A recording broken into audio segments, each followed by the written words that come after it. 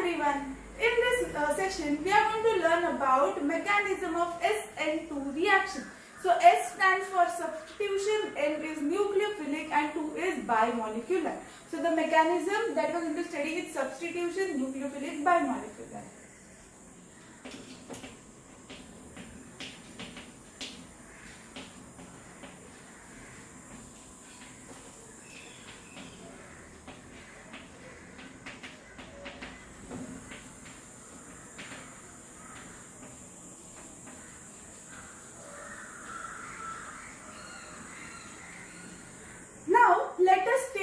Let us understand this with one example.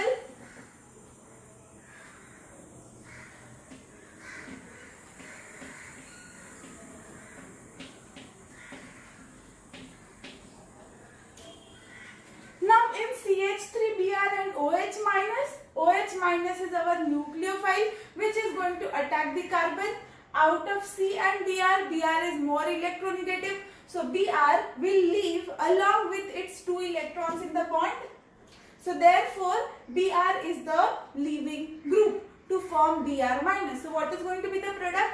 This halogen will be replaced by a nucleophile. So product is going to be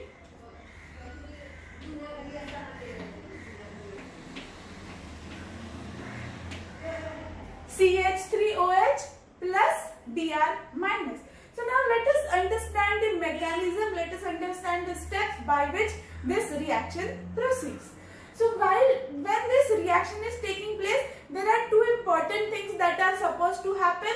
Formation of a new bond between this OH and carbon, the new bond has to be formed, and the older bond between Br and C has to be broken. So therefore 2 steps, therefore these are the 2 main things that are supposed to happen in the reaction. How are they going to take place?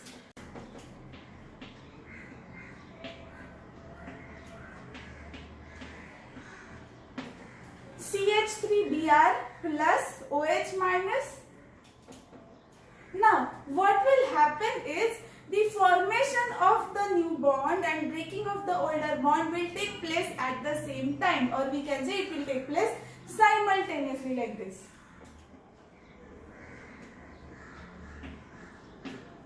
I am writing CH3 over here. Then at the same time, this bond, this COH bond is about to form and this CBr bond is about to break. The moment this bond will be formed, at the same moment CBr bond will be broken. Both is going to take place simultaneously. Then we will get our products.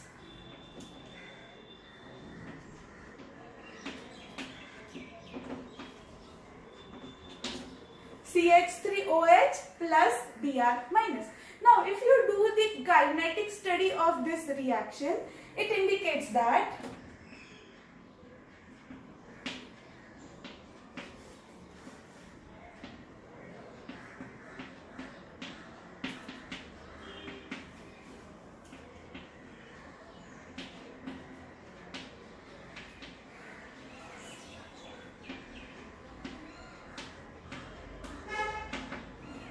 the rate of the reaction. Rate is nothing but speed of the reaction. So rate of the reaction depends upon, or it is directly proportional to concentration of CH3Br, that is methyl bromide, and concentration of OH minus, that is nucleophile of the reaction. So can we say that this rate depends upon 2 molecules? The first molecule is methyl bromide and the second molecule is molecule of nucleophile. So therefore this reaction is called as bimolecular reaction, as the rate depends upon 2 molecules. Now if you observe over here, the breaking of the bond and making of the bond is taking place at the same time. That means the reaction is a single step reaction. It is not like the first one bond is broken and in the second step the new bond is formed, something like that. No, it is not happening. Both the processes are taking place in the same step simultaneously. So therefore it is a single step reaction. So this is what you need to remember. SN2 reactions are single step reactions where the formation and breaking of the bond takes place at the same time, and they are bimolecular reactions. So the first point to remember over here is they are single step and bimolecular reactions. Now let us understand the three-dimensional structures of all the reactants over here. Right now I will draw the three-dimensional structure of CH3.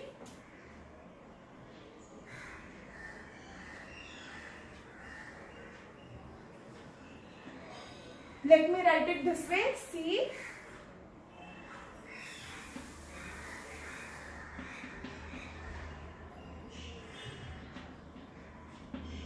what does this mean?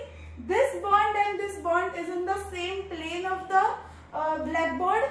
Then this hydrogen is above the blackboard, and this dotted hydrogen, the bond drawn by dotted line, that hydrogen is behind or below the blackboard. So the shape over here becomes tetrahedral shape, and this OH minus has to attack this carbon atom because bromine is the leaving group and bromine carries partial negative charge. Carbon carries partial positive charge. So where will OH minus attack? It will obviously attack the positive charge, that is carbon of the reagent. Now imagine this to be the structure of CH3Br. Imagine these three white color bonds to be the bond of carbon and hydrogen, and this green colored bond as the bond between carbon and bromine, and I am keeping it like this. Okay. Now this OH minus has to attack. If this OH minus has to attack this carbon atom which is present at the center over here, imagine this pink colored bond to be the OH minus. So if this OH minus has to attack, it has got two options. Either it can attack from this side like this, or it will attack from this side. Okay. What does this mean? It will attack from the side of Br minus, or it will attack opposite from the Br minus like this. So now according to you, which one of the two is easier? It is easier that this OH minus attacks from the back side. If we assume this side, the side of the Br minus, this green color to be the front side, don't you feel that it is easier to attack from the back side? Because when it attacks from the back side, there will be no repulsion. But if it attacks from the same side of the Br minus also carries partial negative charge. OH minus is also negative. So there will be a repulsion between this bromine atom and OH minus. So to avoid that repulsion, OH minus will attack from other side of the Br minus. So I am representing it this way. OH minus attacking from back side. So this is called as backside attack.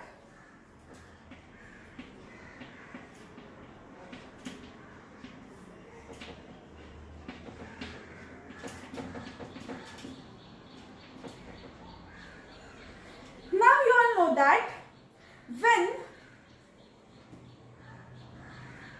this OH minus attacks this carbon, there will be a new bond formation between OH and the carbon and breaking of the bond between carbon and Br minus. Now you all are aware that both the processes are taking place simultaneously. They are taking place at the same time. Now imagine that this OH minus attacks the carbon. So when this OH minus attacks the carbon, the pentacoordinate structure like this will be formed. Now this is not the actual structure. I will show you how the actual structure looks like.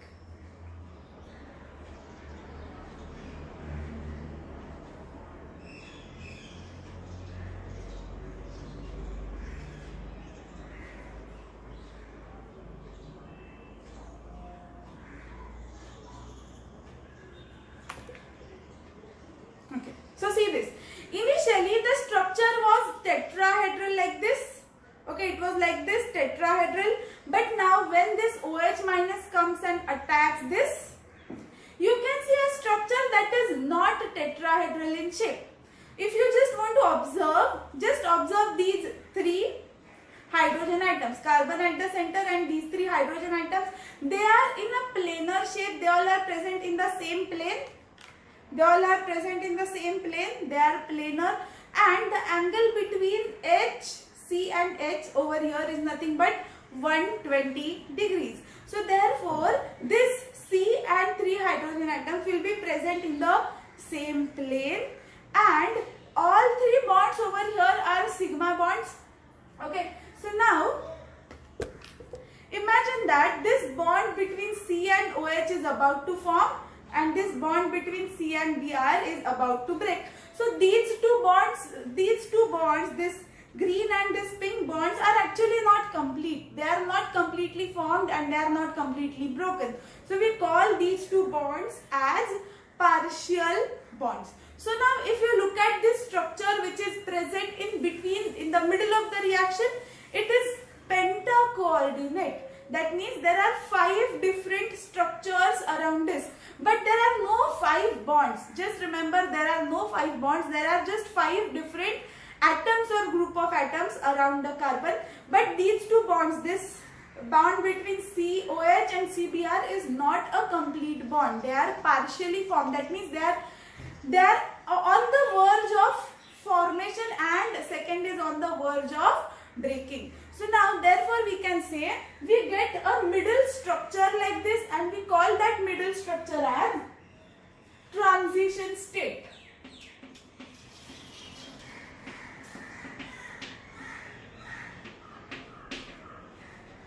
So the second point that you need to remember over here is there is a formation of the transition state due to backside attack. Since it attacks from the backside, there is a formation of transition state like this. Now out of these, this white color bonds are our sigma bonds, which are carbon hydrogen bonds. So in the transition state, in pentacoordinate transition state, 3 bonds are sigma bonds at the angle of 120 degrees. You all can see this angle over here is 120 degree, and other 2 bonds over here are partial bonds which are perpendicular to the plane. If this is the plane of our sigma bonds, these 2 bonds are actually perpendicular to the plane. So we can say they are at the angle of 90 degree from the plane of sigma bond. So basically here we have 2 partial bonds.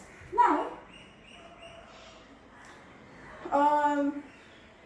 when this OH minus attacks over here, when this new bond is formed, at the same time this older bond will be broken. So now as soon as this older bond is broken, this will come back to its original state of like this, of the tetrahedral shape, which will look like this.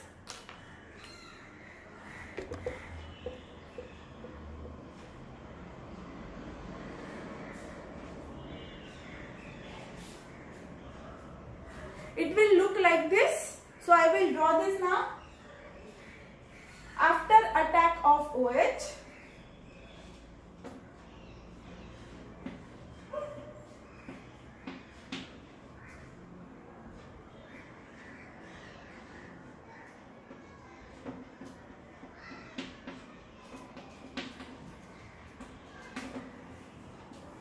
so now if you have observed initially, when we have taken CH3Br, the structure was like this, where bromine was on this side, but after attack of OH minus, this Br minus left, and these 3 bonds actually shifted on the other side like this. Now here I cannot show because these are very strong, so I cannot shift and I cannot mold these bonds, but you can imagine that these bonds are actually shifted on the other side, and in the end it will look like this, where there will be formation of OH over here.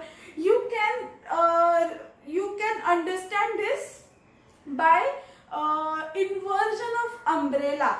In the rainy season, in monsoon season, many times कभी-कभी ऐसा होता है कि अपना umbrella पूरा का पूरा उल्टा हो जाता है. जो पहले ऐसे होता है, जो ऐसे दिखता है अपना umbrella, थोड़ी देर के बाद बहुत विंड में कभी-कभी उसका क्या होता है, ऐसा उल्टा हो जाता है. अम्ब्रेला पूरा का पूरा उसका इन्वर्जन हो जाता है. So you can see the resemblance between the shifting of the bonds or inversion of the bonds with inversion of the umbrella like this. So this is called as inversion of configuration. So we can say whenever SN2 mechanism is taking place, there is always inversion of the configuration. जो पहले ऐसा था वो turn होके bonds ऐसा shift होके वो invert होके ऐसा वाला स्ट्रक्चर बन गया. So basically here we are getting inversion of configuration. Now let us talk about energy profile diagram of SN2 reactions. Now what is energy profile diagram? It is a graph where we are plotting potential energy on y-axis like this. So if this is a graph,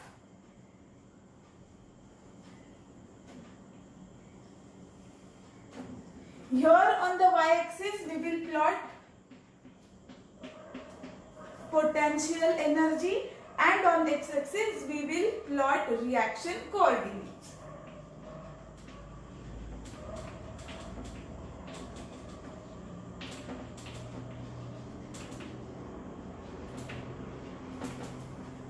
Now at the beginning of the reaction, when we have only reactants, the reactants that we have is CH3Br and OH. When we have only reactants, the energy is low. Let us say that energy is somewhere over here.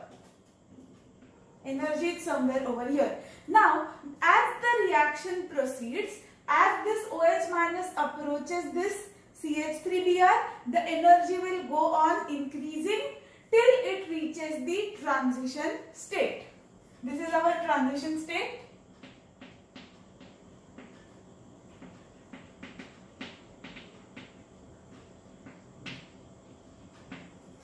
So here we have only reactants.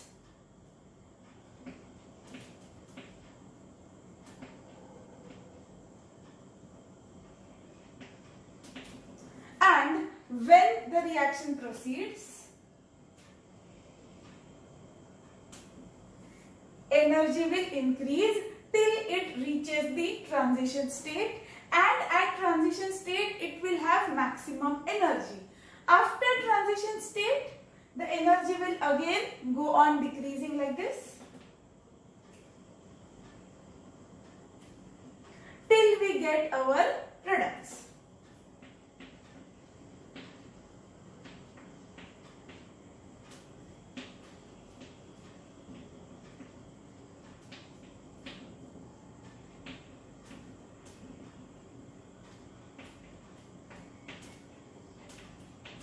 And this point over here represents transition state.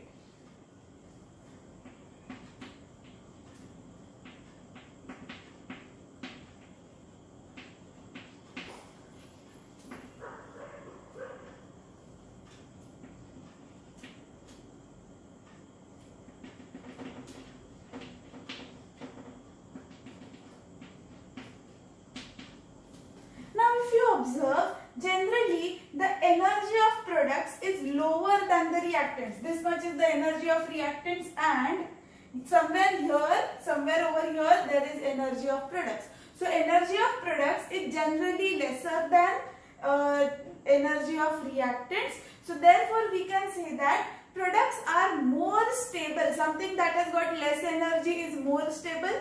So we can say that in this case products are more stable than the reactants. Now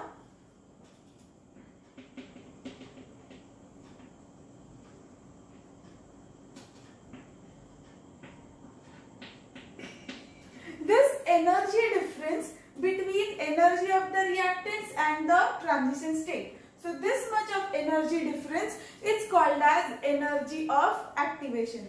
Now this point is actually not there in the textbook, but it is always good to learn something extra. So that was all about nucleophilic substitution reactions, bimolecular. घरी रहा, सुरक्षित रहा. Thank you so much for watching.